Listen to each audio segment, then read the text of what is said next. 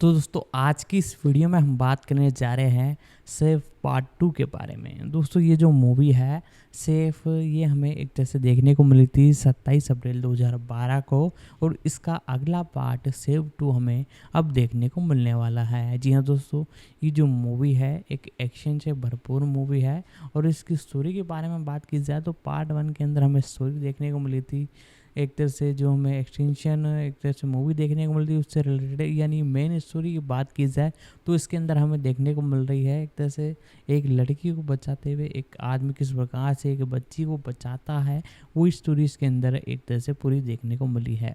दोस्तों ये पिछला पार्ट हमें, जैसा कि मैं आपको बता ही चुका हूँ, 27 अप्रैल 2012 को देखने को मिला था और लोगों द्वारा इसे बड़ा पसंद किया गया था। तो आज हम इसी मूवी के बारे में आपको सारी कुछ जानकारी इस वीडियो के माध्यम से बता रहे हैं, तो वीडियो को जरूर से लाइक कीजिएगा। एक अमेरिकी एक्शन थ्रिलर फिल्म है जिसे बोअज याकिन ने लिखा और निर्देशित किया है। लॉरेंस बेंडर, डाना ब्रुनेट्टी और जोसेफ जोल्फो द्वारा निर्मित और Jason Statham, Chris Sarandon, Robert John Burke और जेम्स होंग द्वारा अभिनीत। फिल्म में ल्यूक राइट, एक पूर्व पुलिस अधिकारी और पूर्व पिंजरे का लड़ाकू, रूसी माफिया, चीनी ट्रायर्स और भ्रष्ट एनवाईपीडी अधिकारियों द्वारा पीछा किए जा रहे एक प्रतिभाशाली बच्चे की रक्षा करता है। सेफ को लायंसगेट फिल्म्स द्वारा 27 अप्रैल 2012 को रिलीज किया गया, जहां इसे आलोचकों से मिलीजुली समीक्षा मिली। इस फिल्म ने $30 मिलियन के बजट के मुकाबले दुनिया भर में $40.6 मिलियन की कमाई की। कथानक: ल्यूक राइट, एक भूतपूर्व पुलिस अधिकारी और पिंजरे में लड़ने वाला, अनजाने में एक तय लड़ाई जीत जाता है। रूसी माफिया का मुखिया एमिल डोचेस्की अपने बेटे वसीली और उसके आदमियों को राइट की गर्भवती पत्नी को सजा के तौर पर मारने के लिए कहता है और फिर वादा करता है कि वह जिस किसी से भी नियमित रूप से बात करेगा उसे मार देगा। ल्यूक अपनी जिंदगी को पीछे छोड़ देता है, इस तरह एक बेघर आवारा बन जाता है। चीन में एक युवा गणितीय प्रतिभा मेई को ट्रायड बॉस हान जियाओ के लिए काम करने वाले लोगों द्वारा अपहरण कर लिया जाता है, जो अपने आपराधिक उद्यम के ट्रेस करने योग्य डिजिटल पदचिह्न को खत्म करने के लिए मेई को एक मानसिक कैलकुलेटर के रूप में उपयोग करना चाहता है। हान उसे क्रूर गैंगस्टर क्वान चांग की देखभाल में न्यूयॉर्क शहर भेज देता है। 1 साल बाद हान चीन से आता है और मेई से एक लंबा नंबर याद करने के लिए कहता है। दूसरा नंबर लेने के रास्ते में उनकी गाड़ी पर रूसी माफिया द्वारा घात लगाकर हमला किया जाता है। मेई को एमिल के पास ले जाया जाता है, जो नंबर मांगती है, लेकिन वह मना कर देती है। इससे पहले कि वे उससे आगे पूछताछ कर पाते, उन्हें भ्रष्ट कैप्टन वुल्फ द्वारा भेजी गई पुलिस ने रोक दिया, जो हान के लिए काम करता है। मेई इस उलझन के दौरान भाग जाती है और रूसियों द्वारा उसका पीछा करके पास के सबवे स्टेशन तक ले जाया जाता है, जहां ल्यूक आत्महत्या के बारे में सोच रहा होता है। चेम्याकिन को अपनी पत्नी को मारने वाले लोगों में से एक के रूप में पहचानना और मेई की परेशानी को देखना, ल्यूक ट्रेन में चढ़ जाता है और चेम्याकिन और अन्य रूसियों को मार देता है। मेई अगले पड़ाव पर भाग जाती है। ल्यूक आता है और उन्हें अक्षम कर देता है। इस प्रकार मेई को अपने अच्छे इरादों के बारे में आश्वस्त करता है, इससे पहले कि वह कुछ रूसियों को भी भेज दे। एक होटल में छुपकर मेई ल्यूक को नंबर समझाता है, जो अनुमान लगाता है कि यह एक संयोजन तिजोरी का कोड है। हालांकि क्वान मेई को उसके सेल फोन के जरिए ढूंढ लेता है और एक मोड़ के दौरान उसके साथ भाग निकलता है, क्योंकि ल्यूक क्वान के आदमियों से लड़ता है।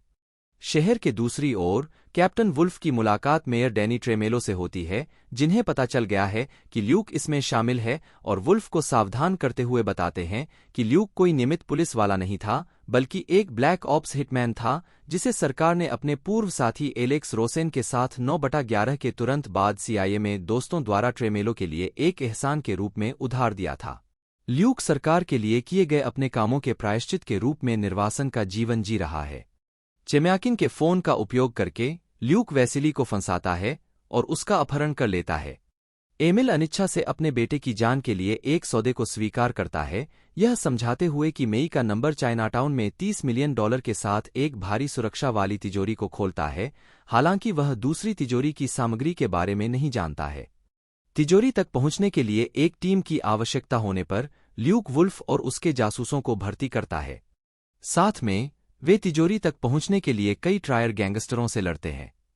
जैसे ही ल्यूक इसे खोलने वाला होता है, वुल्फ उसे धोखा देने का प्रयास करता है, लेकिन ल्यूक शेष जासूसों को मार देता है और वुल्फ को बंधक बना लेता है। पैसे का उपयोग करके ल्यूक एलेक्स को रिश्वत देता है, जो अब मेयर का सहायक और प्रेमी है, मेई को बचाने के लिए।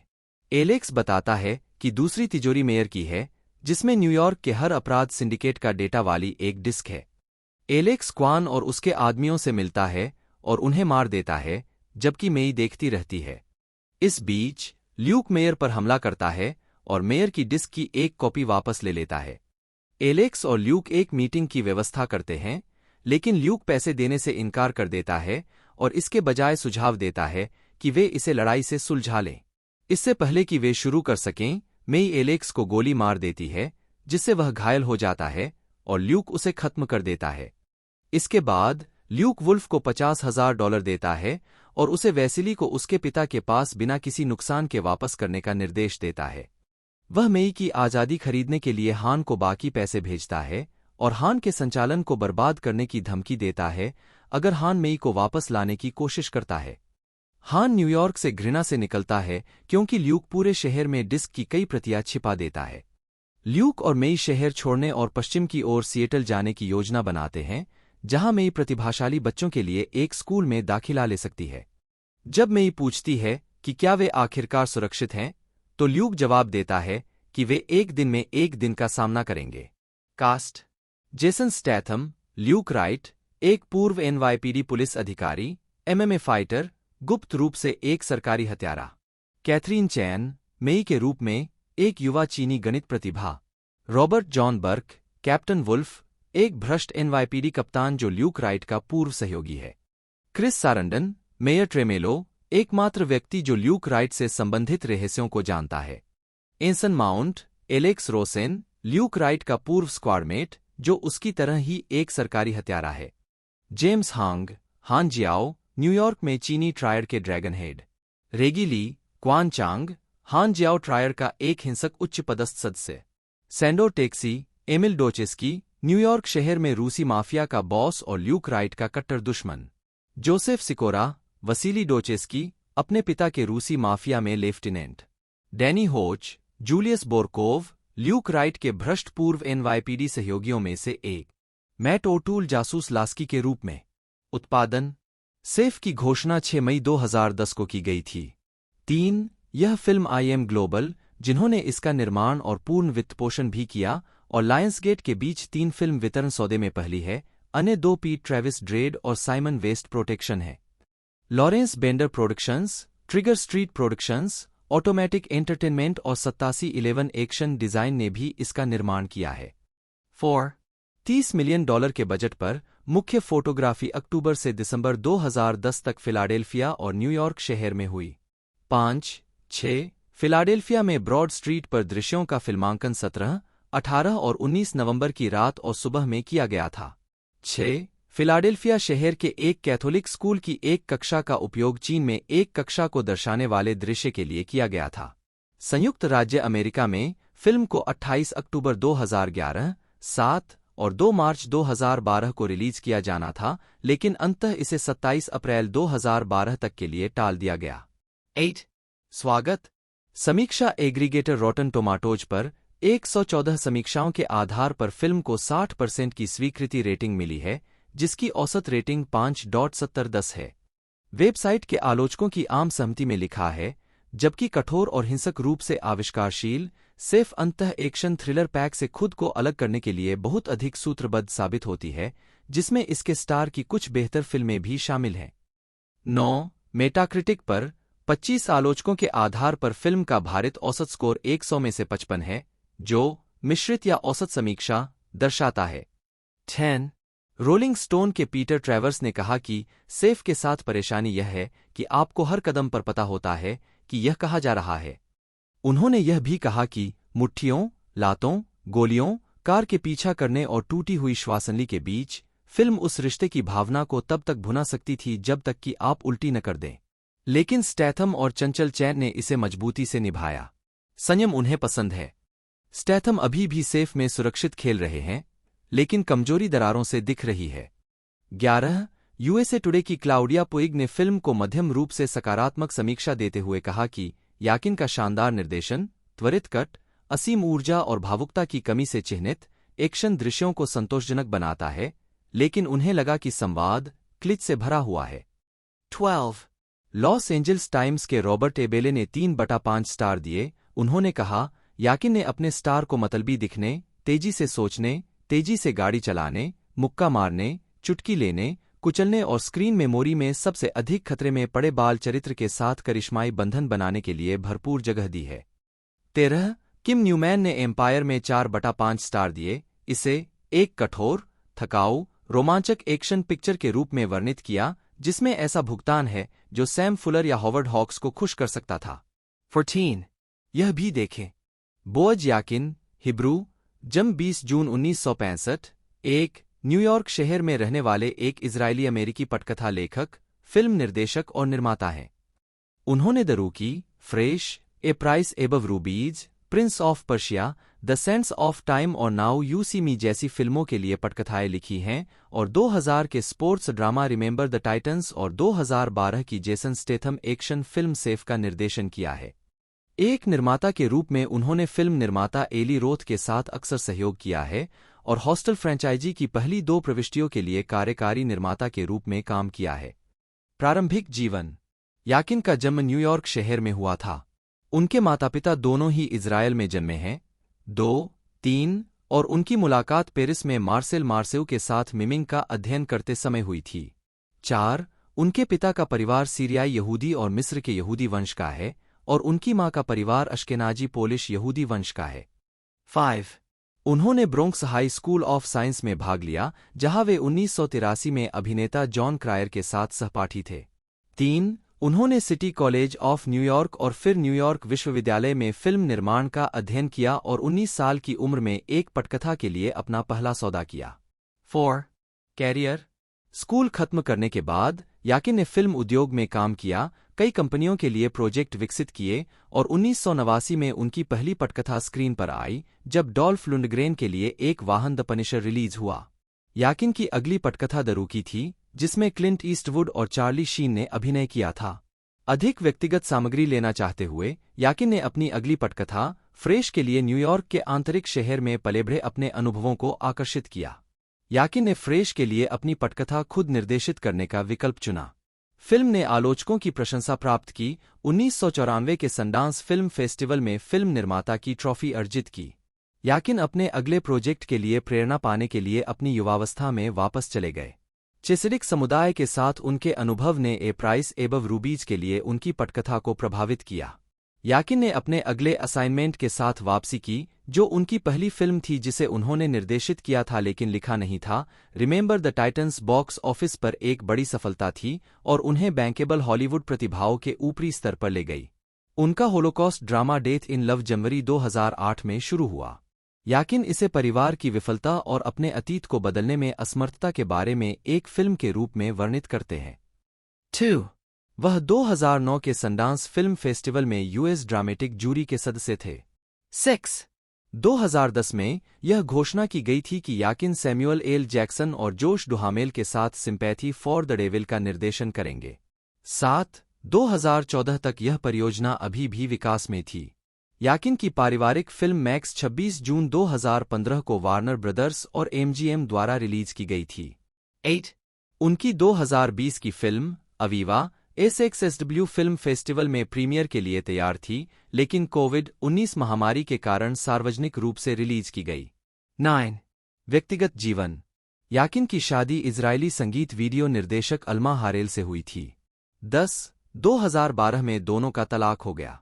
फिल्मोग्राफी। वर्ष शीर्षक निदेशक लेखक निर्माता। 1989 दंड देने वाला नहीं हाँ नहीं। 1990 रूकी नहीं हाँ। लॉरेंस बेंडर, जन्म 17 अक्टूबर 1957, एक अमेरिकी फिल्म निर्माता है। अपने करियर के दौरान बेंडर द्वारा निर्मित फिल्मों को 36 अकादमी पुरस्कार नामांकन प्राप्त हुए जिसके परिणामस्वरूप 8 जीत मिली। 1, 2 बेंडर 1992 में रिजर्वायर डॉग्स का निर्माण करके प्रसिद्धि में आए और उसके बाद से उन्होंने क्वेंटिन टारंटिनो की कई फिल्मों का निर्माण किया है जिनमें पल्प फिक्शन, किल बिल, वॉल्यूम 1 और 2 और इनग्लोरियस बास्टर्स शामिल हैं। बेंडर ने 3 डॉक्यूमेंट्री फिल्मों का भी निर्माण किया है जिनमें सबसे उल्लेखनीय एन इनकन्वीनियंट ट्रूथ 2006 है जिसने सर्वश्रेष्ठ डॉक्यूमेंट्री फीचर के लिए अकादमी पुरस्कार जीता। 3 उन्हें pulp fiction, good will hunting और इनग्लोरियस बास्टर्स के निर्माण के लिए 3 सर्वश्रेष्ठ फिल्म नामांकन प्राप्त हुए हैं। 4. प्रारंभिक जीवन। बेंडर का जन्म न्यूयॉर्क के ब्रोंक्स में एक यहूदी परिवार में हुआ था और वे न्यू जर्सी में पले बढ़े, जहां उनके पिता एक कॉलेज के इतिहास के प्रोफेसर थे और उनकी मां एक किंडरगार्टन शिक्षिका थीं। 5. उन्होंने उस समय अपने गृहनगर चेरी हिल का वर्णन सभी श्वेत और यहूदी विरोधी के रूप में किया था। 6. उन्होंने चेरी हिल हाई स्कूल ईस्ट में पढ़ाई की। 7. जहां उन्होंने एक सिविल इंजीनियर के रूप में अपना करियर बनाने का फैसला किया। उनके दादा एक सिविल इंजीनियर थे और उन्होंने सुना था कि इस क्षेत्र में अच्छी नौकरियां उपलब्ध हैं। 8. उन्होंने 1979 में मेन विश्वविद्यालय से सिविल इंजीनियरिंग में डिग्री के साथ स्नातक किया। 8, 9, 4. कॉलेज में रहते हुए बेंडर को नृत्य का शौक हो गया। स्नातक होने के बाद बेंडर ने नृत्य करना शुरू कर दिया और उन्हें लुई फाल्को नृत्य मंडली में छात्रवृत्ति प्रदान की गई। 10. चोटों की एक श्रृंखला ने उनके नृत्य करियर को समाप्त करने से पहले उन्होंने कुछ समय तक एक नर्तक के रूप में काम किया। 4. कैरियर। फिल्म। 1980 के दशक में उन्होंने syndicated anthology series Tales from the Dark Side पर ग्रिप के रूप में काम किया। 1989 में उन्होंने सैम राइमी के साथ मिलकर फिल्म इंट्रूडर का निर्माण किया, जिसके लिए उन्होंने कहानी का सहलेखन भी किया। 1990 में टारंटिनो से मिलने और रिजर्वायर डॉग्स की पटकथा दिए जाने के बाद वह फिल्म का निर्माण करने के लिए सहमत हो गए, जिसने व्यावसायिक सफलता हासिल की। 11. 1990 के दशक के दौरान बेंडर ने pulp fiction 1994, killing Zoe 1994, fresh, white man's burden 1995, from dusk till dawn 1996, Jackie Brown 1997, good will hunting 1997।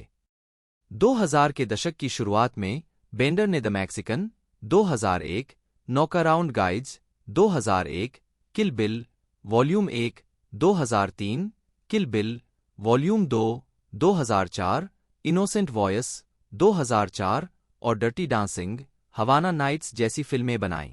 मई 2005 से बेंडर हफपोस्ट में एक योगदानकर्ता ब्लॉगर रहे हैं। 8 फरवरी 2018 को कई समाचार आउटलेट ने यह खबर तोड़ी कि बेंडर फिल्म किल बिल के सेट पर एक कार दुर्घटना को कवर करने के लिए जिम्मेदार था, जिसके बारे में उमा थुरमन का दावा है कि इस दुर्घटना ने उन्हें लगभग मार डाला था। 13. 2009 में बेंडर ने टारंटिनो फिल्म इनग्लोरियस बास्टर्स का निर्माण किया, जिसे सर्वश्रेष्ठ चित्र के लिए अकादमी पुरस्कार के लिए नामांकित किया गया था। यह आखिरी बार होगा जब बेंडर और टारंटिनो कभी एक साथ काम करेंगे। उन्होंने 2012 की फिल्म सेफ का भी निर्माण किया, जिसमें जेसन स्टैथम ने अभिनय किया था। 14. 2016 में वह द फॉरेस्ट, मार्टिन स्कॉर्सेसे की साइलेंस और मेल गिब्सन की है एक्सो रिज के कार्यकारी निर्माता थे। 15. 2017 में यह घोषणा की गई कि बेंडर फिल्म द विडो के लिए एक निर्माता के रूप में काम करेंगे। 16. 2024 में बेंडर ने फिल्म हाउ किड्स रोल का निर्माण किया। 17. बेंडर ने अपने द्वारा निर्मित कई फिल्मों में कैमियो भूमिका निभाई है। वह रिजर्वायर डॉग्स में मिस्टर पिंक का पीछा करने वाले एक पुलिस अधिकारी थे, फ्रेश, पल्प फिक्शन और 4 रूम्स में एक रेस्तरां संरक्षक जिसे लंबे बालों वाला युप्पीस्कम कहा जाता है, किल बिल वॉल्यूम 2 में एक होटल क्लर्क और सेफ में बारटेंडर के रूप में। 14. वृत्तचित्र। उन्होंने 2006 की डॉक्यूमेंट्री एन इनकन्वीनियंट ट्रूथ का निर्माण किया, जिसने जलवायु परिवर्तन के बारे में अभूतपूर्व जागरूकता पैदा की और सर्वश्रेष्ठ डॉक्यूमेंट्री फीचर के लिए अकादमी पुरस्कार जीता। 18. 2008 में बेंडर विश्व सुरक्षा संस्थान अभियान ग्लोबल जीरो के संस्थापक सदस्य थे। 19. उनकी 2010 की डॉक्यूमेंट्री काउंटडाउन टू जीरो में ब्रिटिश प्रधानमंत्री टोनी ब्लेयर, पाकिस्तानी राष्ट्रपति परवेज मुशर्रफ, सोवियत संघ के राष्ट्रपति मिखाइल गोर्बाचेव, दक्षिण अफ्रीकी राष्ट्रपति एफडब्ल्यू क्लार्क और अमेरिकी राष्ट्रपति जिमी कार्टर शामिल थे और इसमें प्रसार, आतंकवाद और परमाणु हथियारों के आकस्मिक उपयोग से उत्पन्न तत्काल जोखिम का विवरण दिया गया था। 20. बेंडर 2017 की एन इनकन्वीनियंट ट्रूथ की अगली कड़ी, An Inconvenient Sequel, Truth to Power के कार्यकारी निर्माता थे। 21. टेलीविजन। 2000 के दशक की शुरुआत में बेंडर ने केविन केली ब्राउन के साथ साझेदारी की और production company Bender Brown Productions बनाई। कंपनी ने सीबीएस ड्रामा डॉ वेगास और SciFi Channel miniseries Earthsea का निर्माण किया। 22. 2008 में यह बताया गया कि बेंडर 9 इंच नेल्स के ट्रेंट रेजनर के साथ 2007 एल्बम ईयर जीरो पर आधारित एक टेलीविजन सीरीज बनाने के लिए काम कर रहे थे। 23 बेंडर ने 2015 Starz mini series flesh and bone का निर्माण किया। 24 2017 में यह घोषणा की गई थी कि बेंडर और ब्राउन सीडब्ल्यू के लिए टेलीविजन श्रृंखला रोसवेल के रीबूट पायलट का कार्यकारी निर्माण करेंगे। 25 सीडब्ल्यू ने मई 2018 में रोसवेल, न्यू मैक्सिको को श्रृंखला के लिए आदेश दिया। 26 बेंडर ने 2018 नेटफ्लिक्स श्रृंखला 7 सेकंड्स का भी कार्यकारी निर्माण किया। 27 व्यक्तिगत जीवन बेंडर एक भावुक सामाजिक और राजनीतिक कार्यकर्ता भी हैं और कई कारणों का समर्थन करते हैं। 28 बेंडर क्रिएटिव कोलिशन के बोर्ड में काम करते हैं। वह काउंसिल ऑन फॉरेन रिलेशंस और पैसिफिक काउंसिल के सदस्य हैं। Bender UCLA Institute of Environment and Sustainability के सलाहकार बोर्ड में भी हैं और ग्लोबल जीरो अभियान के सदस्य हैं।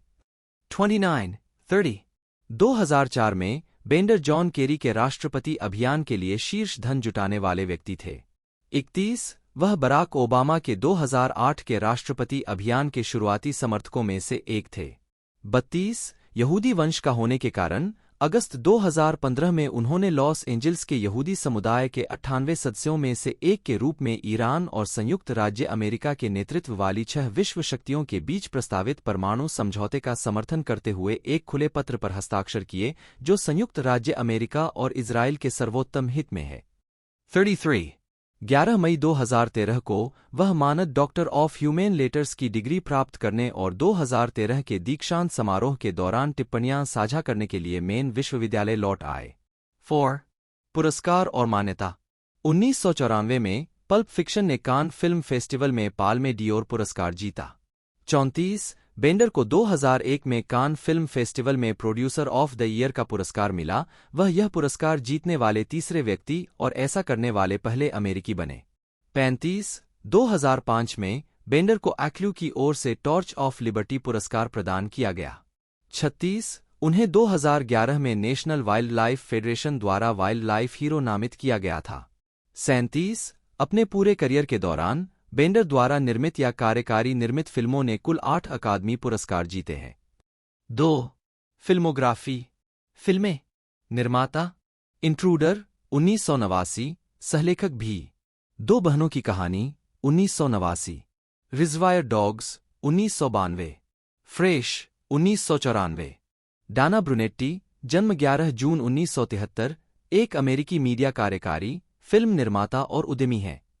ब्रुनेट्टी को द सोशल नेटवर्क और कैप्टन फिलिप्स के निर्माण के लिए 2 अकादमी पुरस्कारों और नेटफ्लिक्स श्रृंखला हाउस ऑफ कार्ड्स के निर्माण के लिए 5 एमी पुरस्कारों के लिए नामांकित किया गया है।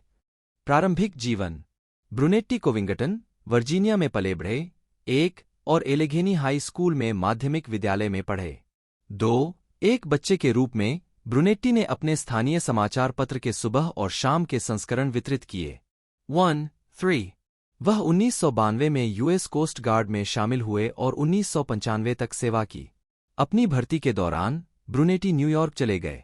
जब ब्रुनेट्टी एक startup digital wireless network company में काम कर रहे थे तब एक पारस्परिक मित्र के माध्यम से उनकी मुलाकात अभिनेता केविन स्पेसी से हुई। 2 कैरियर प्रारंभिक कैरियर 1997 में एक दूसरे से मिलने के तुरंत बाद स्पेसी ने ब्रुनेट्टी को अपना कार्यकारी सहायक नियुक्त किया। 4 ब्रुनेट्टी ने स्पेसी के साथ कई फीचर फिल्मों में काम किया जैसे अमेरिकन ब्यूटी 1999 और द शिपिंग न्यूज 2001। 4 2001 में ब्रुनेट्टी ने स्पेसी की trigger Street productions website triggerstreet.com को, जो मूल रूप से ट्रिगर स्ट्रीट प्रोडक्शंस के लिए एक स्थिर होमपेज था, महत्वाकांक्षी फिल्म निर्माताओं के लिए एक मंच में बदल दिया। यह साइट उपयोगकर्ताओं के लिए अन्य सदस्यों से प्रतिक्रिया के लिए पटकथा और लघु फिल्में प्रस्तुत करने का स्थान था। 5 triggerstreet.com को 2002 में एक प्रारंभिक सोशल मीडिया साइट के रूप में फिर से लॉन्च किया गया, सदस्य प्रोफाइल की मेजबानी की, प्रस्तुत कार्य और इंटरैक्टिव फोरम की सदस्य रेटिंग प्रदान की। 6 ट्रिगरस्ट्रीट ने लगातार उपयोगकर्ताओं को प्राप्त किया जिसके परिणामस्वरूप इसे टाइम पत्रिका द्वारा 2004 की शीर्ष 50 सर्वश्रेष्ठ वेबसाइटों में से एक नामित किया गया। 7 साइट को ट्रिगरस्ट्रीट लैब्स के रूप में जाना जाने लगा। नए triggerstreet.com के लॉन्च के तुरंत बाद ब्रुनेट्टी ने मोशन पिक्चर निर्माता के रूप में काम करना शुरू कर दिया। निर्माता 2002 में ब्रुनेट्टी ने ट्रिगर स्ट्रीट के माध्यम से अंकल फ्रैंक और America rebuilds a year 8 ground zero नामक वृत्तचित्रों का सहनिर्माण किया। विवादास्पद अप्रकाशित वृत्तचित्र है एकर्स वांटेड भी कंपनी की शुरुआती फिल्म स्लेट का हिस्सा था। 2004 में स्पेसी ने ब्रुनेट्टी को ट्रिगर स्ट्रीट प्रोडक्शंस के अध्यक्ष के रूप में पदोन्नत किया। 8 ब्रुनेट्टी की पहली फीचर फिल्म निर्माण क्रेडिट बियॉन्ड द सी 2004 के लिए सहनिर्माता के रूप में थी। उनकी पहली पूर्ण फीचर क्रेडिट मिनी की पहली बार थी। बाद में उन्होंने द सैस्क्वाच डंपलिंग गैंग 2006 फिल्म का निर्माण किया। उन्होंने एमी नामांकित बर्नार्ड और डोरिस का भी निर्माण किया। 9 ब्रुनेट्टी, जो खुद स्टार वार्स के प्रशंसक हैं, ने उत्सुकता से स्टार वार्स कॉमेडी फैनबॉयज का निर्माण किया। फिल्म को द वीनस्टीन कंपनी द्वारा वितरित किया गया था और मूल रूप से 17 अगस्त 2007 को रिलीज के लिए स्लेट किया गया था। हालांकि फिल्म के अंतिम कट पर फिर से शूटिंग और असहमति के कारण फैनबॉयज की रिलीज 9 फरवरी 2009 तक के लिए टाल दी गई। ब्रुनेट्टी ने KCRW के द बिजनेस पॉडकास्ट 10 और द न्यूयॉर्क टाइम्स में साक्षात्कार में वीनस्टीन कंपनी के साथ फिल्म के संघर्ष पर चर्चा की। 11 ब्रुनेट्टी की पहली बड़ी सफलता 21 2008 के लिए थी, जो बेन मेजरिच की न्यूयॉर्क टाइम्स की सबसे ज्यादा बिकने वाली किताब ब्रिंगिंग डाउन द हाउस पर आधारित फिल्म थी। $35 मिलियन के बजट में बनी इस फिल्म ने दुनिया भर में लगभग $158 मिलियन की कमाई की। 12 ब्रुनेट्टी ने बाद में श्रिंक और कैसिनो जैक का निर्माण किया। 2009 की शुरुआत में ब्रुनेट्टी ने मेजरिच के साथ मिलकर द एक्सीडेंटल बिलियनियर्स नामक पुस्तक का रूपांतरण किया, जिसे समीक्षकों द्वारा प्रशंसित फिल्म द सोशल नेटवर्क में बदल दिया गया। पटकथा रूपांतरण हारून सोर्किन द्वारा लिखा गया था, डेविड फिंचर द्वारा निर्देशित और मार्क जुकरबर्ग और Facebook.com की स्थापना की कहानी बताई गई थी। फेसबुक की स्थापना पर किताब लिखते समय मेजरिच कुछ संस्थापक सदस्यों के संपर्क में थे, लेकिन सभी के नहीं। उन्हें एडुआर्डो सेवरिन से संपर्क करने में परेशानी हो रही थी। उस मुलाकात को सुविधाजनक बनाने के लिए ब्रुनेट्टी ने बोस्टन में मेजरिच की पहली किताब पर आधारित फिल्म की स्क्रीनिंग रखी और सेवरिन को उस स्क्रीनिंग में आमंत्रित किया। स्क्रीनिंग के बाद पार्टी में उन तीनों ने मेजरिच के काम पर चर्चा करने में समय बिताया। लास वेगास में फिल्म की बाद की स्क्रीनिंग के परिणामस्वरूप सेवरिन और उनके दोस्तों की ब्रुनेट्टी और मेजरिच से फिर से मुलाकात हुई। ब्रुनेट्टी ने यह सुनिश्चित किया कि केविन स्पेसी प्रीमियर और आफ्टर पार्टी में भी शामिल हों ताकि यह सुनिश्चित हो सके कि उनके फेसबुक से संबंधित प्रोजेक्ट को वह सारी गति मिले जिसकी उसे जरूरत थी। मेजरिच के 14 पृष्ठ के प्रस्ताव के परिणामस्वरूप एक फिल्म सोनी को बेची गई जो बाद में द सोशल नेटवर्क बनी। 2011 में द सोशल नेटवर्क को 8 ऑस्कर के लिए नामांकित किया गया था, जिसमें best picture, music, original score, leading role में एक्टर, सिनेमैटोग्राफी, निर्देशन, फिल्म एडिटिंग, साउंड मिक्सिंग और राइटिंग, एडाप्टेड स्क्रीनप्ले शामिल हैं। 13 ब्रुनेट्टी ने KCRW के द बिजनेस पॉडकास्ट पर द सोशल नेटवर्क के बारे में बात की। 14 2016 में ब्रुनेट्टी ने फिल्म पर बाद के सहयोग को प्राप्त करने के अपने प्रयासों में सेवरिन के लिए डेट्स खोजने की बात स्वीकार की। 1 ब्रुनेट्टी ने कैप्टन फिलिप्स का निर्माण किया, जिसमें टॉम हैंक्स ने अभिनय किया और पॉल ग्रीनग्रास द्वारा निर्देशित किया गया था, जिसने उन्हें अपने करियर का दूसरा अकादमी पुरस्कार नामांकन दिलाया।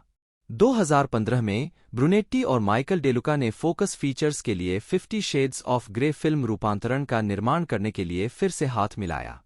15-16 2016 में ब्रुनेट्टी ने सार्वजनिक रूप से प्रोड्यूसर्स गिल्ड ऑफ अमेरिका की आलोचना की, क्योंकि उन्होंने शुरुआत में उन्हें 50 Shades of grey, 50 Shades darker के सीक्वल के लिए प्रोड्यूसर्स मार्क (PGA) मार्क नहीं दिया था।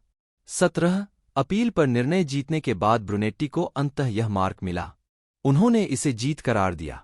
18 उन्हें तीसरी फिल्म 50 शेड्स फ्रीड का भी श्रेय दिया गया। सापेक्षता मीडिया जनवरी 2016 में यह घोषणा की गई थी कि रिलेटिविटी मीडिया, जो अभी चैप्टर 11 दिवालियापन से उभर रहा था, 19 ने ट्रिगर स्ट्रीट प्रोडक्शंस का अधिग्रहण कर लिया था और केविन स्पेसी रिलेटिविटी स्टूडियो के अध्यक्ष बनेंगे जबकि ब्रुनेट्टी स्टूडियो के अध्यक्ष बनेंगे। 20 ब्रुनेट्टी ने एक बयान में कहा, दिल से एक विघटनकारी होने के नाते मैं उन अवसरों की प्रतीक्षा करता हूं जो स्टूडियो सिस्टम के अंदर मौजूद होंगे। 21 जब स्टूडियो के लिए कागजी कार्रवाई अदालत में दायर की गई तो यह सामने आया कि स्पेसी ने स्टूडियो की अध्यक्षता संभालने से इनकार कर दिया था। 22 और 2016 के अंत तक ब्रुनेट्टी ने रिलेटिविटी भी छोड़ दी थी, जबकि दोनों हाउस ऑफ कार्ड्स और मैनहंट यूनाबॉम्बर पर कार्यकारी निर्माता बने रहे।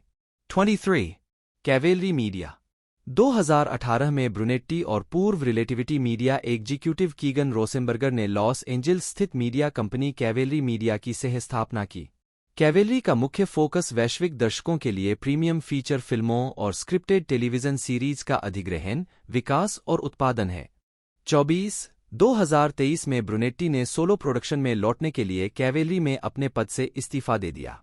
Filmography uncle Frank 2002, beyond the sea 2004, the Sasquatch gang 2006, mini का पहला समय 2006, 21 2008, कोलंबस दिवस 2008, hackers wanted 2009, shrink 2009, fanboys 2009, the social network 2010, casino Jack 2010, आविष्कार के जनक 2010, शेक्सपियर हाई 2011, अविभाज्य 2011, सुरक्षित 2012, Captain Phillips 2013, Masterminds 2016, 50 Shades of Grey 2015, 50 Shades Darker 2017, 50 Shades Freed 2018, Grand Turismo 2023, सारी रात टीबीए टेलीविजन।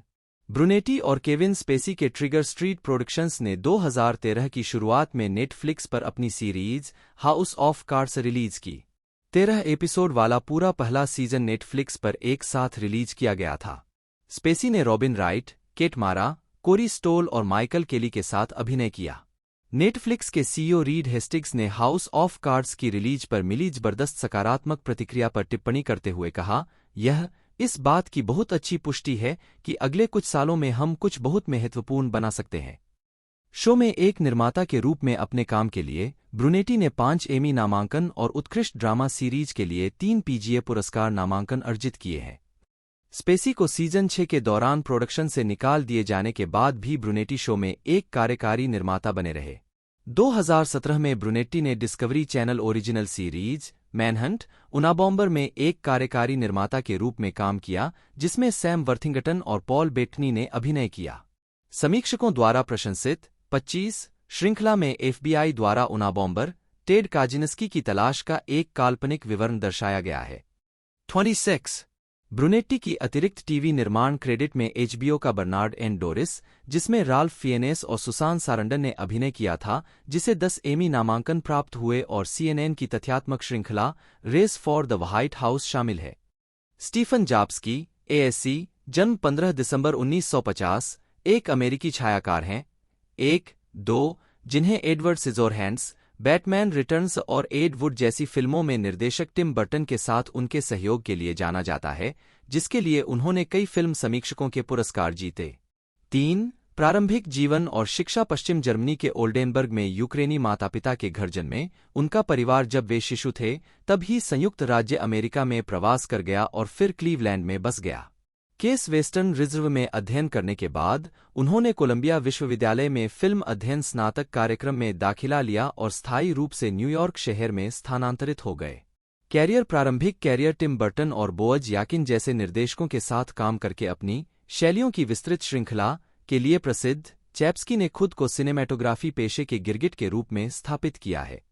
मानविकी में बीएफए और फिल्म इतिहास और आलोचना पर जोर देने के साथ केस वेस्टर्न रिजर्व से स्नातक होने के बाद चैप्स्की न्यूयॉर्क चले गए, जहां उन्होंने कोलंबिया विश्वविद्यालय में स्नातक कार्यक्रम में भाग लिया। 2 वहां उन्होंने फिल्म निर्माण व्यवसाय में कार्य किया और आफ्टर आवर्स, मेटवान और क्यू जैसे प्रोडक्शंस के लिए सहायक कैमरामैन, गैफर और की ग्रिप जैसे पदों पर काम किया। निर्देशकों स्कोरसेसे और कोहेन के साथ उनके काम ने उनके लिए अपनी पहली feature film On the Edge की शूटिंग करने का अवसर खोला। पाम ग्रियर और ब्रूस डर्न जैसे प्रतिष्ठित सितारों की शूटिंग करते फीचर फिल्में ऑन द एज की स्वतंत्र सफलता ने चैप्स्की को एरोल मॉरिस की द थिन ब्लू लाइन के लिए रॉबर्ट चैपल के साथ एक छायाकार की भूमिका निभाने के लिए प्रेरित किया। एक फिल्म जिसे अब तक की सबसे महत्वपूर्ण वृत्तचित्रों में से एक माना जाता है। 5 इसने New York film critics circle, the national board of review और कई अन्य से सर्वश्रेष्ठ वृत्तचित्र 1988 के लिए विभिन्न पुरस्कार जीते। उसी वर्ष के भीतर चैप्स्की ने रॉबर्ट बिरमन की वैम्पायर्स किस के लिए अपनी शैली को जल्दी से बदल दिया। बॉक्स ऑफिस पर फ्लॉप होने के बावजूद चैप्स्की द्वारा कैप्चर किए गए अंधेरे न्यूयॉर्क के माहौल ने निकोलस केज के बेहद बेलगाम प्रदर्शन 6 के लिए एकदम सही पृष्ठभूमि प्रदान की और फिल्म को एक पंथ का अनुसरण करने में मदद की। चैप्स्की के कुछ सबसे उल्लेखनीय काम अभिव्यक्तिवादी निर्देशक टिम बर्टन के साथ उनकी परियोजनाओं से प्राप्त हुए हैं। उनका पहला सहयोग एडवर्ड सिजोरहैंड्स में बर्टन के सबसे उल्लेखनीय कार्यों में से एक था। लेंस के पीछे चैप्स्की की तरलता ने एडवर्ड के अलगाव के अंधेरे से अतियथार्थवादी उपनगरों को अलग करने में मदद की, जिससे फिल्म को एक ईथर साथ वातावरण मिला। 1992 में यह जोड़ी माइकल कीटन, मिशेल फिफर और डैनी डेविटो जैसे बड़े नामों के साथ बैटमैन रिटर्न्स की शूटिंग के लिए लौटेगी। 35 मिमी में पैनाविजन पैनाफ्लेक्स गोल्ड 2 पर शूट किया गया। 8 उनका तीसरा और अंतिम प्रोजेक्ट एड वुड उनकी सबसे समीक्षकों द्वारा सफल साबित होगा। काले और सफेद रंग में शानदार ढंग से शूट की गई। 9 फिल्म ने सहायक भूमिका में सर्वश्रेष्ठ अभिनेता के लिए अकादमी पुरस्कार, सर्वश्रेष्ठ मेकअप और हेयर स्टाइलिंग के लिए गोल्डन ग्लोब और national society of film critics से सर्वश्रेष्ठ सिनेमेटोग्राफी बर्टन के साथ काम करने से चैप्स्की का प्रस्थान उन्हें फिल्म के भीतर शैली के अन्य रास्ते तलाशने के लिए प्रेरित करेगा। 1996 में उनकी अगली सिनेमेटोग्राफी परियोजना मटिल्डा ने उन्हें बैटमैन रिटर्न्स के खलनायक डैनी डेविटो के साथ फिर से जोड़ा, जिन्होंने निर्देशक की भूमिका निभाई। बच्चों की इस क्लासिक फिल्म में डेविटो और चैप्स्की ने मिलकर एक ऐसी दुनिया बनाई जो जीवन से थोड़ी बड़ी और काफी मजेदार है। 10 चैप्स्की ने विल स्पेक और जोश गॉर्डन की लेखक निर्देशक टीम के साथ 2007 की कॉमेडी ब्लेड्स ऑफ ग्लोरी पर काम किया, जिसमें विल फेरेल और जॉन हेडर ने अभिनय किया था। हाल ही में चैप्स्की ने निर्देशक बोअज याकिन और डिटो मोंटिएल के साथ एक्शन मूवीज सेफ और फाइटिंग पर काम करते हुए अपनी शैली को और विविधतापूर्ण बनाया। जेसन स्टैथम और चैनिंग टैटम अभिनीत पूर्व में सुंदर सिंगल शॉट सीक्वेंस 11 के उपयोग ने ऐसी फिल्मों की रोमांचकारी विशेषताओं को पकड़ने में मदद की। 2016 में शुरू करके चैप्स्की ने अपने सिनेमेटोग्राफी के काम को टेलीविजन में स्थानांतरित कर दिया। शेड्स ऑफ ब्लू, क्वांटिको और गॉड फ्रेंडेड मी के एपिसोड की शूटिंग की। फिल्मोग्राफी पतली परत वर्ष शीर्षक निदेशक 1985 किनारे पर रोब निल्सन 1988 पिशाच का चुंबन रॉबर्ट बिरमन 1989 ब्रुकलिन के लिए अंतिम निकास उली एडेल भय चिंता और अवसाद टोड सोलोंडज बेटोंग एलेक्जेंडर रॉकवेल 1990 स्मरण फ्रेंको अमुरी बच्चों का खेल 2 जॉन लाफिया मार्क एलन मदरसबॉग बटा MRZB बटा जन्म 18 मई 1950 एक अमेरिकी संगीतकार और संगीतकार हैं। वे 1970 के दशक के अंत में न्यू वेव बैंड डेवो के सहसंस्थापक, प्रमुख गायक और कीबोर्डिस्ट के रूप में प्रसिद्ध हुए, जिसका व्हिप इट 1980 में अमेरिका में शीर्ष 20 एकल में से एक था, जो 14वें स्थान पर पहुंच गया और जिसने तब से एक पंथ का अनुसरण किया है। मदरसबॉग डेवो के संगीत के मुख्य संगीतकारों में से एक हैं। डेवो के साथ अपने काम के अलावा मदरसबॉग ने अपनी प्रोडक्शन कंपनी म्यूटाटो मुजिका के जरिए टेलीविजन सीरीज, फिल्मों और वीडियो गेम के लिए संगीत तैयार किया है। उन्होंने 13 साल तक चलने वाली एनिमेटेड सीरीज रग्रेट्स और इससे जुड़ी 3 थिएट्रिकल फिल्मों के लिए संगीत तैयार किया। उन्होंने वेस एंडरसन और मार्वल कॉमिक्स फिल्मों के लिए फिल्म स्कोर बनाए हैं। एक एकल संगीतकार के तौर पर मदरसबॉग ने 4 स्टूडियो एल्बम रिलीज किए हैं: music for insomniacs, music for the gallery, Joyeux Mutato और the most powerful healing music in the entire world. 2004 में उन्हें फिल्म और टेलीविजन संगीत में उनके योगदान के लिए BMI फिल्म और टीवी अवार्ड्स में रिचर्ड किर्क पुरस्कार मिला। 2008 में मदरसबॉग को उनके Alma matter Kent state university से मानद डॉक्टरेट की उपाधि मिली। 5 प्रारंभिक वर्ष मार्क एलन मदरसबॉग का जन्म 18 मई 1950 को अक्रोन, ओहियो में हुआ था। उनके माता-पिता मैरी मार्गरेट, मिग और रॉबर्ट मदरसबॉग सीनियर हैं।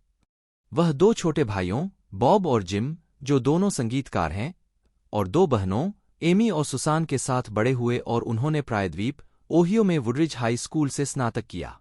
6-7 उनके पिता शुरुआती डेवो फिल्मों और प्रशंसक कार्यक्रमों में जनरल बॉय के किरदार में दिखाई दिए और उनके भाइयों ने बैंड में भाग लिया। हालांकि जिम का कार्यकाल संक्षिप्त था, जो केवल कई शुरुआती डेमो में दिखाई दिया।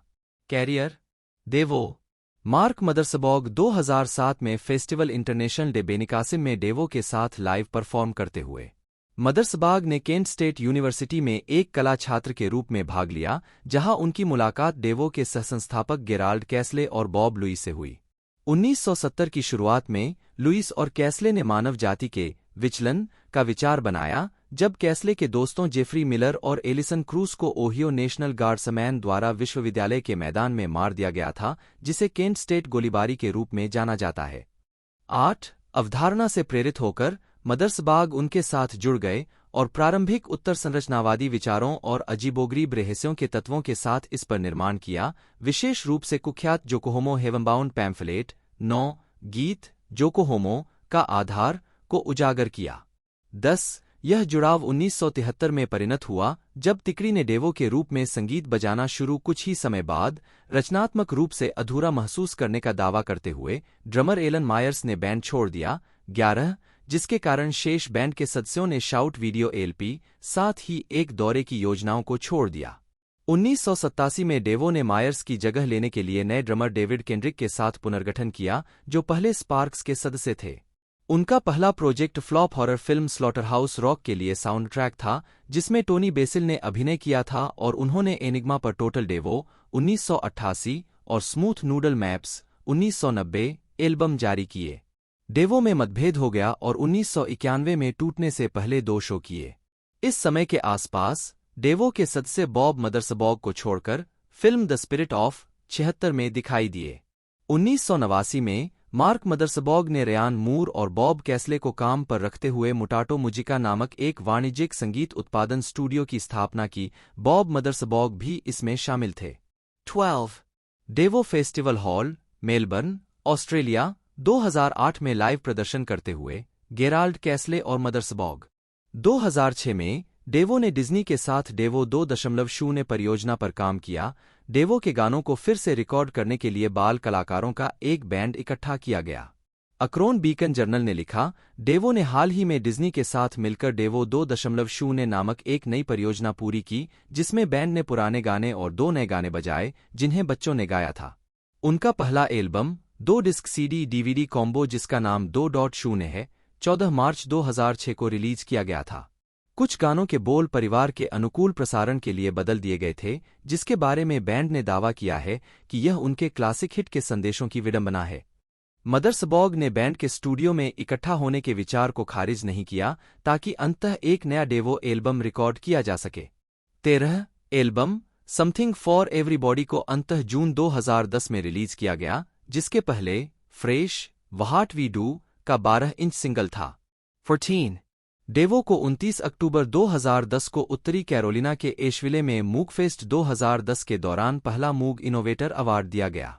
इस पुरस्कार का उद्देश्य अग्रणी कलाकारों का सम्मान करना है, जिनके शैली विरोधी काम बॉब मूग की साहसिक अभिनव भावना का उदाहरण है। 15 डेवो को मूगफेस्ट में प्रदर्शन करना था, लेकिन मार्क के भाई बॉब मदरसबॉग लीड गिटार के हाथ में चोट लगने के बाद 3 दिन पहले ही कार्यक्रम रद्द कर दिया गया।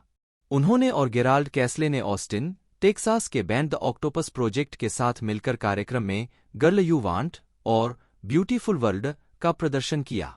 16 अन्य कार्य 1989 में मदरसबॉग और डेवो के अन्य सदस्य विजिटिंग किड्स प्रोजेक्ट में शामिल थे, जिसने 1990 में न्यू रोज लेबल पर एक स्वशीर्षक ईपी जारी किया।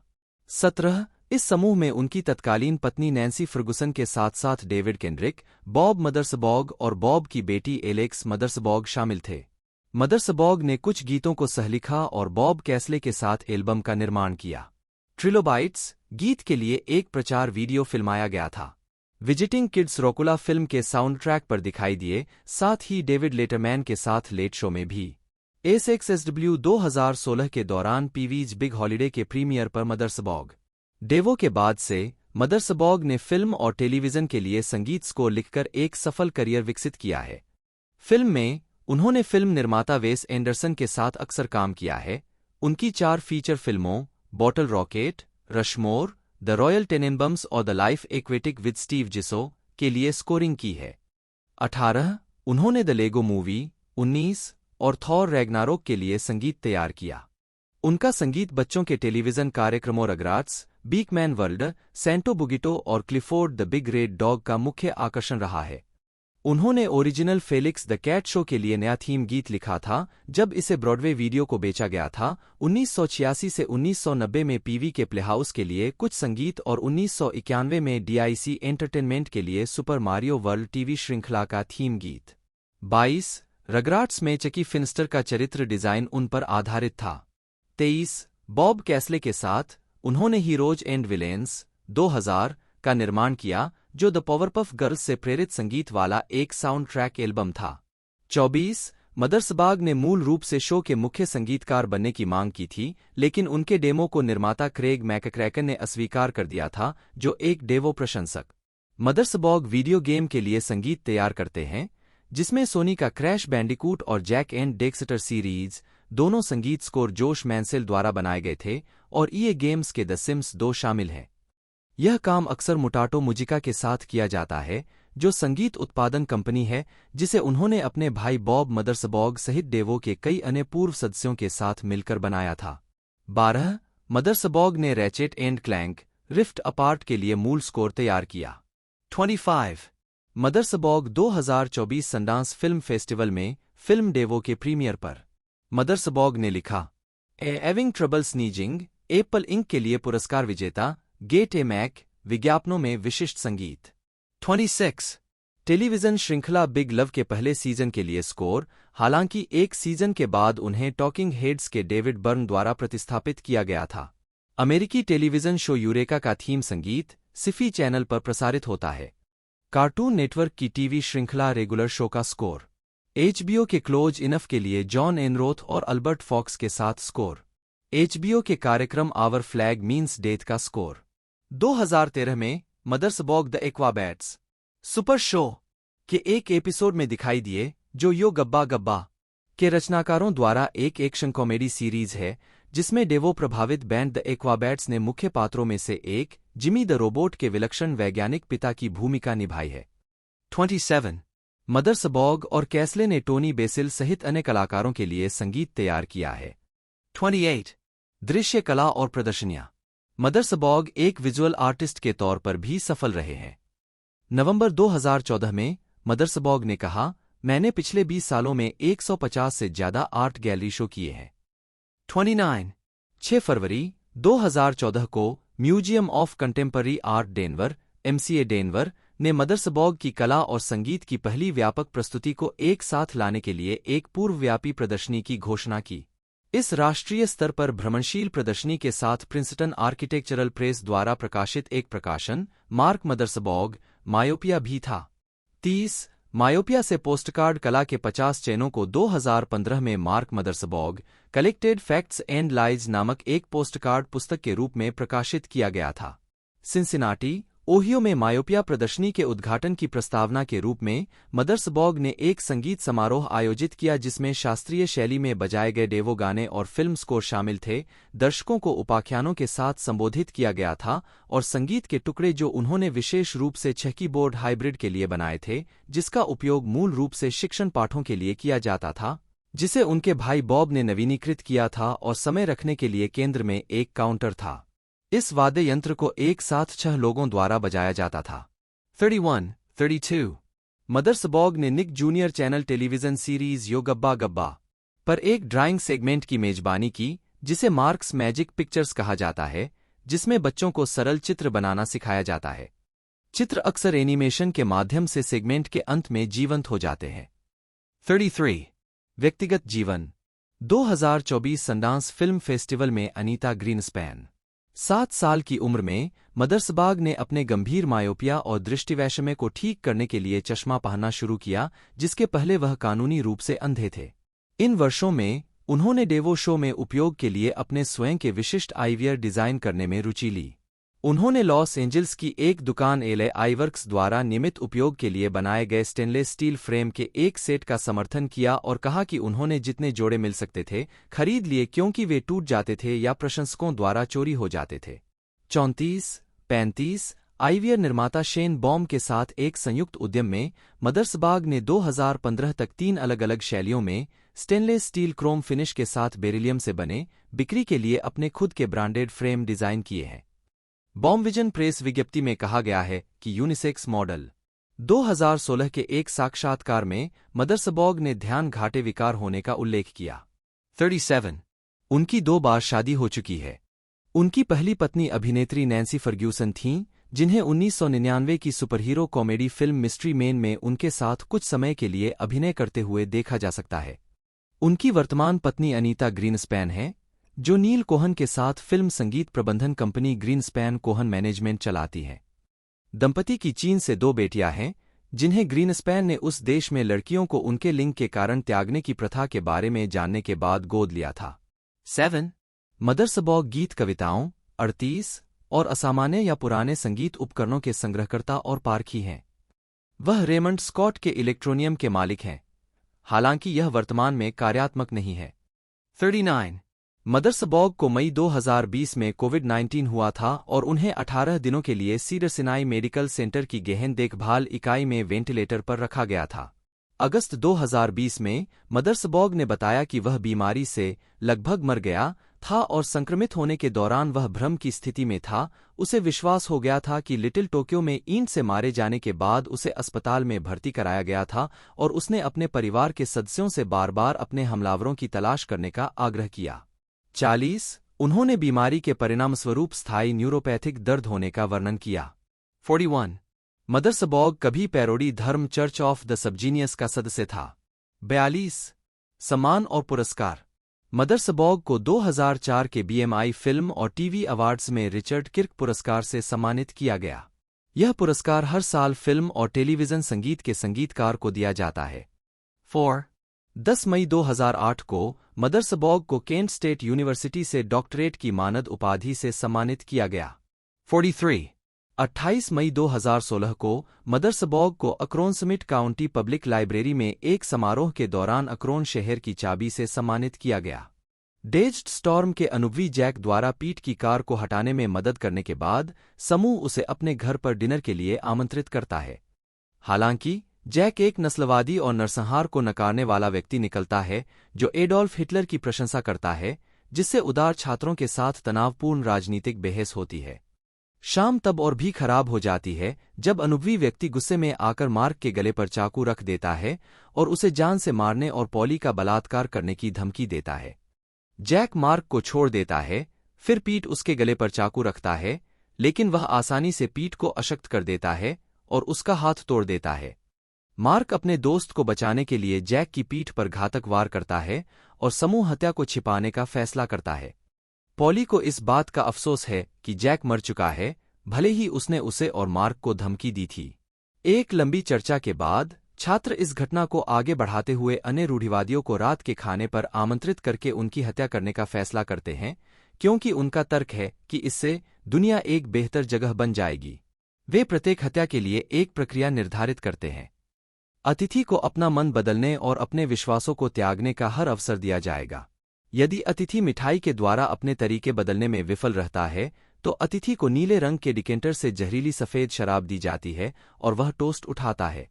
शवों को सब्जी के बगीचे में दफना दिया जाता है। जिन अतिथियों की हत्या कर दी जाती है, उनमें शामिल हैं एक समलैंगिकता विरोधी प्रोटेस्टेंट पादरी, एक स्त्रीद्वेषी, अंधराष्ट्रवादी बलात्कार समर्थक, एक नवनाजी, एक पर्यावरण विरोधी, एक नस्लवादी, यहूदी विरोधी नेशन ऑफ इस्लाम कट्टरपंथी, एक गर्भपात विरोधी कार्यकर्ता, एक सेंसरशिप समर्थक, एक व्यक्ति जो बेघर लोगों को पीटता है, रात्रिभोज का एकमात्र अतिथि जो क्षण भर के लिए अपने विश्वासों को त्यागने के बारे में सोचता है, और समलैंगिक अधिकारों का आलोचक। 10 हत्याओं के बाद समूह के भीतर गलतफहमी उभरने लगती है, क्योंकि कुछ लोग अपने कार्यों के औचित्य के बारे में अनिर्णायक हो जाते हैं।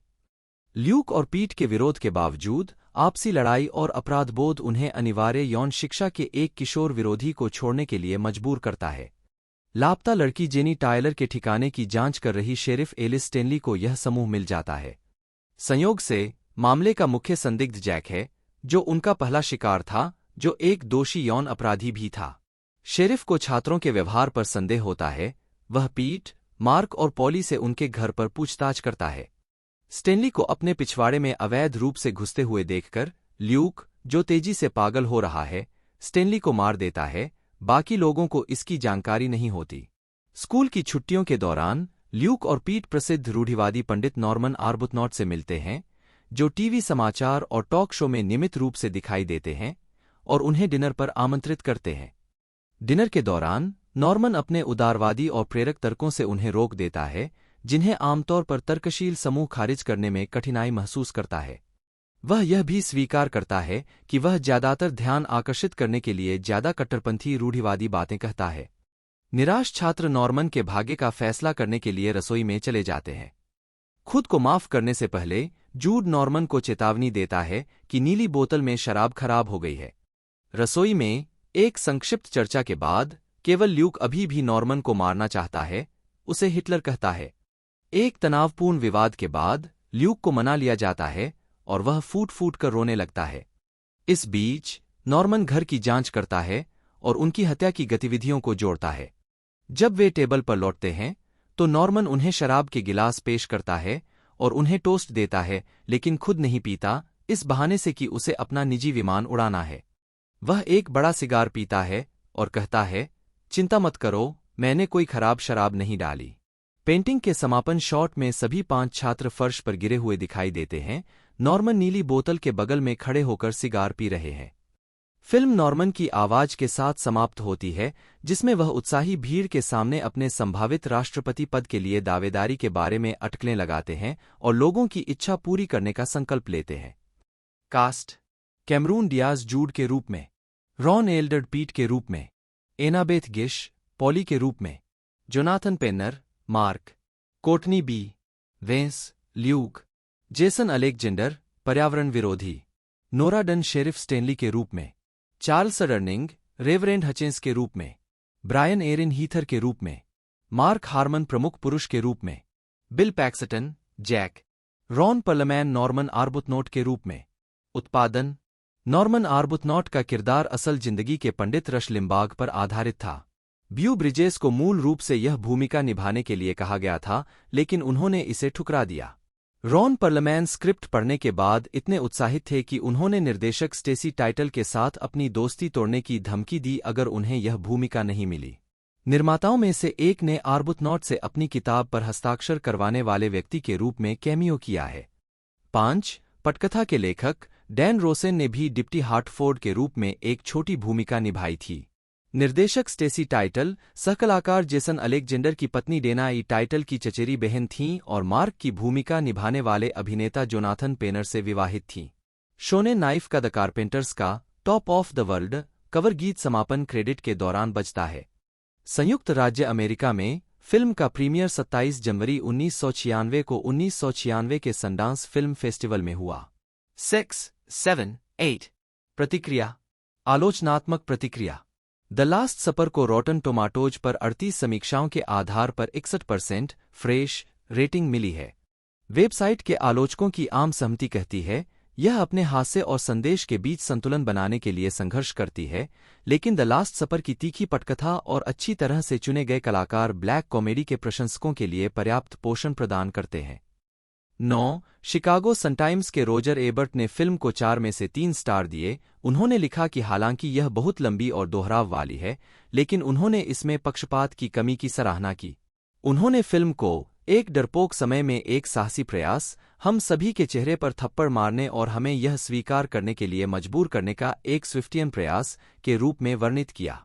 10. फीनिक्स न्यू टाइम्स के एमवी मूरहेड ने कहा कि फिल्म का व्यंग्यपूर्ण प्रवचन का स्तर अधिक वास्तव में उत्तेजक हो सकता था। 11. द न्यूयॉर्क टाइम्स में फिल्म की समीक्षा करते हुए जेनेट मसलिन ने कहानी की बहुत आलोचना की। उन्होंने इसकी भारी स्पष्टता और बेतुकी राजनीतिक बहस और पारंपरिक और आश्चर्यजनक कथानक की आलोचना की। 12. द वाशिंगटन पोस्ट के लिए एक समीक्षा में रीटा केम्पली ने इसे खट्टा, दोहराव वाला किराया और चिकना, नैतिक रूप से गंदा, अत्यधिक योजनाबद्ध बताया। 13. Box office. फिल्म ने घरेलू बॉक्स ऑफिस पर सीमित रिलीज में $4,59,749 की कमाई की। 4. जे स्कॉट ग्रीनस्पैन 1, 2, 3 जन्म 23 सितंबर 1959, 2 जिन्हें पेशेवर रूप से जेसन अलेक्जेंडर के रूप में जाना जाता है, एक अमेरिकी अभिनेता और हास्य अभिनेता है। अपने करियर के दौरान उन्हें एक एमी पुरस्कार और एक टोनी पुरस्कार के साथ-साथ 4 गोल्डन ग्लोब पुरस्कारों के लिए नामांकन मिला है। उन्होंने एनबीसी सिटकॉम सीनफेल्ड 1989 से 1998 में जॉर्ज कोस्टांजा की भूमिका के लिए स्टारडम हासिल किया, जिसके लिए उन्होंने कॉमेडी सीरीज में पुरुष अभिनेता द्वारा उत्कृष्ट प्रदर्शन के लिए स्क्रीन एक्टर्स गिल्ड अवार्ड जीता और उन्हें कॉमेडी सीरीज में उत्कृष्ट सहायक अभिनेता के लिए लगातार 7 प्राइम टाइम एमी अवार्ड्स और टेलीविजन में सर्वश्रेष्ठ सहायक अभिनेता के लिए 4 गोल्डन ग्लोब अवार्ड्स के लिए नामांकित किया गया।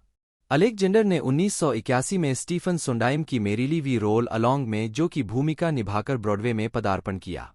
वह 1984 में द रिंग, 1985 में पर्सनल्स और 1986 में नील साइमन के नाटक ब्रॉडवे बाउंड में संगीतमय अभिनय करते हुए ब्रॉडवे पर सक्रिय रहे। इसके बाद उन्होंने 1989 में जेरोम रॉबिन्स की ब्रॉडवे में अभिनय किया, जिसके लिए उन्होंने संगीत में सर्वश्रेष्ठ अभिनेता का टोनी पुरस्कार जीता। वह मेल ब्रूक्स की द प्रोड्यूसर्स के लॉस एंजल्स प्रोडक्शन में दिखाई दिए। वह reprise Broadways based in Los Angeles के कलात्मक निर्देशक थे, जहां उन्होंने संगीतमय निर्देशन किया है।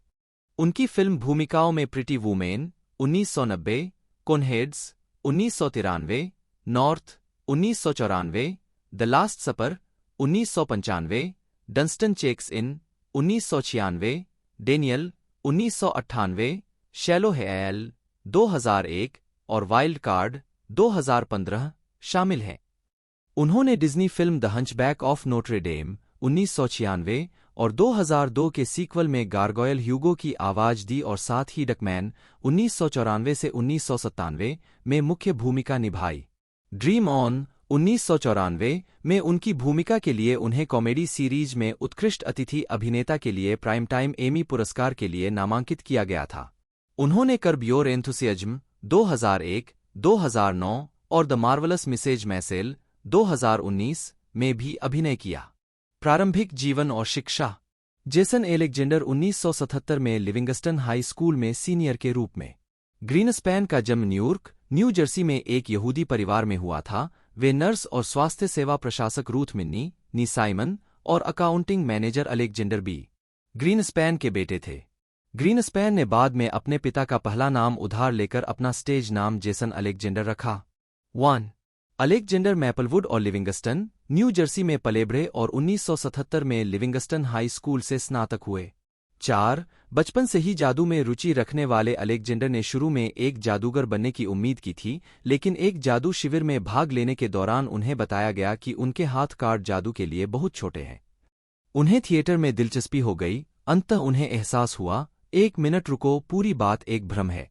वहां कुछ भी वास्तविक नहीं है और थिएटर अपने आप में एक जादू की चाल है। फिर उन्होंने थिएटर में करियर बनाने का फैसला किया। 5. हाई स्कूल के बाद उन्होंने बोस्टन विश्वविद्यालय में थिएटर का अध्ययन किया। वह शास्त्रीय अभिनय करना चाहते थे, लेकिन एक प्रोफेसर ने उनकी काया को देखते हुए उन्हें कॉमेडी की ओर मोड़ दिया और टिप्पणी की, मुझे पता है कि तुम्हारा दिल और आत्मा हेमलेट है, लेकिन तुम कभी भी हेमलेट की भूमिका नहीं निभा पाओगे। 6. 7. अलेक्जेंडर ने अपने तीसरे वर्ष के बाद न्यूयॉर्क शहर में पूर्णकालिक अभिनय की नौकरी करने के लिए बोस्टन विश्वविद्यालय को बिना किसी डिग्री के छोड़ दिया। विश्वविद्यालय ने उन्हें 1995 में मानद उपाधि से सम्मानित किया।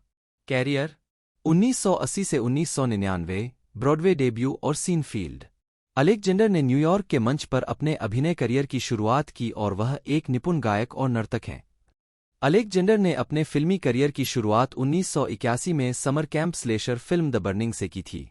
ब्रॉडवे पर वे 1981 में स्टीफन सोंडाइम की मेरिली वी रोल अलोंग, 1984 में कैंडर एंड एब की द रिंग, 1986 में नील साइमन की ब्रॉडवे बाउंड, 1990 में अकोम्प्लिस और 1989 में जेरोम रॉबिन्स की ब्रॉडवे में दिखाई दिए, जिसके लिए उन्हें 1989 में म्यूजिकल में सर्वश्रेष्ठ अभिनेता का टोनी पुरस्कार मिला। द न्यूयॉर्क टाइम्स के फ्रैंक रिच ने उनके प्रदर्शन के बारे में लिखा, जेसन अलेक्जेंडर शाम के रमणीय कथावाचक असंभव प्रतीत होने वाले को संभव करते हैं। वे ए funny thing happened on the way to the forum. 1990 में प्रिटी वुमन में एक असंवेदनशील, पैसे के भूखे वकील की अपनी भूमिकाओं के अलावा अलेक्जेंडर 1990 में जैकब्स लैडर, 1995 में द लास्ट सपर, 1996 में डंस्टन चेक्स इन, 1997 में लव, वेलोर, कंपैशन और 1999 में love and action in Chicago में दिखाई दिए। 1980 के दशक में अलेक्जेंडर ने कई विज्ञापनों में अभिनय किया। उनमें से हर्शे किस, डेल्टा गोल्ड आलू के chips, Miller Lite beer, McDonald's के McDLT hamburger, Pabst Blue Ribbon beer, Levi के 501 जीन्स, सोनी वॉचमैन टीवी और वेस्टर्न यूनियन वायर ट्रांसफर के विज्ञापन शामिल थे। 9. सीनफील्ड से पहले अलेक्जेंडर जॉन डीरे और मैकडॉनल्ड्स के विज्ञापनों में और अल्पकालिक सीबीएस सिटकॉम एवरीथिंग्स रिलेटिव 1987 में दिखाई दिए। अलेक्जेंडर को पुरस्कार विजेता टेलीविजन सिटकॉम सीनफील्ड के प्रमुख कलाकारों में से एक के रूप में जाना जाता है, जहां उन्होंने अनाड़ी जॉर्ज कोस्टांजा, जेरी सीनफील्ड के चरित्र का बचपन से सबसे अच्छा दोस्त की भूमिका निभाई थी। उन्हें इस भूमिका के लिए 7 प्राइमटाइम एमी अवार्ड्स और 4 गोल्डन ग्लोब अवार्ड्स के लिए नामांकित किया गया था, लेकिन वे कोई भी नहीं जीत पाए, मुख्य रूप से उनके सहकलाकार माइकल रिचर्ड्स द्वारा कॉस्मो क्रेमर के रूप में उनकी भूमिका के लिए जीतने के कारण। हालांकि उन्होंने कॉमेडी सीरीज में एक पुरुष अभिनेता द्वारा उत्कृष्ट प्रदर्शन के लिए 1995 का स्क्रीन एक्टर्स गिल्ड अवार्ड जीता। 11. अपनी सीनफील्ड भूमिका के साथ साथ उन्होंने एबीसी सिटकॉम डायनासोर में सेक्सुअल एरिस, जो अक्सर यौन उत्पीड़न में लिप्त थे, के साथ साथ 1991 से 1994 के अन्य पात्रों में भी भाग लिया। अलेक्जेंडर ने एनिमेटेड श्रृंखला डकमैन 1994 से 1997 में मुख्य किरदार को आवाज दी और 1999 से 2000 के अल्पकालिक एनिमेटेड श्रृंखला डिल्बर्ट में मानव संसाधन के दुष्ट निदेशक कैटबर्ट की आवाज दी, जो तत्कालीन लोकप्रिय कॉमिक स्ट्रिप पर आधारित थी। 13 जनवरी 1995 में उन्होंने सुपर बाउल के दौरान प्रसारित होने वाले रोल्ड गोल्ड प्रेटजेल के लिए एक विज्ञापन किया। विज्ञापन में उन्हें फ्रेजियर कुत्ते एडी के साथ स्टेडियम के ऊपर पैराशूट के साथ एक हवाई जहाज से कूदते हुए दिखाया गया। दोस्तों इस मूवी के बारे में आगे मैं आपको डिटेल बताऊँ तो 95 मिनट टोटल इस मूवी की लेंथ थी और इसे 20 मिलियन के बजट में बनाया गया था और इसने जो कलेक्शन किया 40.6 मिलियन का इसने कलेक्शन किया, जो कि बहुत ही बेहतरीन था, बहुत ही लाजवाब, लोगों द्वारा इसे बड़ा पसंद किया गया और साथ ही साथ इसे अब एक तरह से पार्ट 2 के द्वारा आगे बढ़ाया जा रहा है। इसके अंदर कास्टिंग कैरेक्टर भी बहुत ही बेहतरीन थे, साथ ही साथ इसे एक तरह से लोन गेट स्टूडियो द्वारा एक तरह से प्रोड्यूस किया गया था उस समय। इस बार भी डिस्ट्रीब्यूशन इसका यही संभालने वाले हैं। टीजर ट्रेलर, पोस्टर ट्रेलर की बात की जाए तो अभी तक कोई आउट नहीं किया गया है। जैसे और भी कोई अपडेट आती है तो मैं आपको बताता रहूँगा इसी चैनल पर, तो चैनल को सब्सक्राइब जरूर से कर ले। आज की इस वीडियो में दोस्तों इतना ही, मिलते हैं अगले वीडियो में।